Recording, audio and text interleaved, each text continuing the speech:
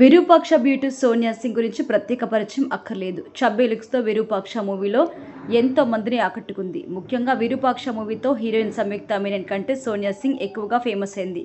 అయితే అలాంటి సోనియా సింగ్ సినిమాలోకి రాకముందు పలు షార్ట్ ఫిల్మ్స్, వెబ్ సిరీస్ చేసి సోషల్ మీడియాలో ఫేమస్ అయింది. అలా యూట్యూబర్గా తన లైఫ్ స్టైల్ స్టార్ట్ చేసిన ఈ ముద్దుగుమ్మ ప్రస్తుతం బుల్లితెరపై పలు షోస్లో రాణిస్తుంది. ఇదిలా ఉండగా సోనియా సింగ్ తాజాగా చేసిన పనికి చాలామంది నెటిజన్స్ షాక్ అవుతున్నారు.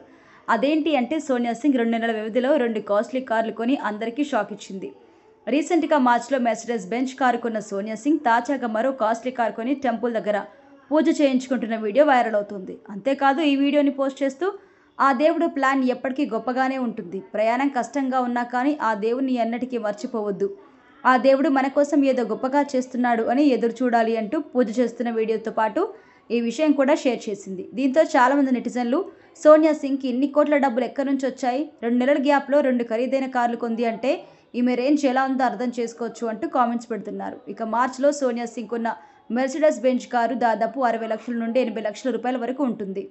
తాజాగా సోనియా సింగ్ కారు బెంజ్ 4 మ్యాటిక్ అని తెలుస్తుంది. దీని ధర దాదాపు 2 కోట్ల వరకు ఉంటుంది. అయితే ఇంత తక్కువ టైంలో ఇంత ఖరీదైన కార్లని సోనియా సింగ్ ఎలా కొన్నది అనే ప్రశ్న చాలామంది నెటిజన్స్ మైండ్లో తలెత్తుతోంది.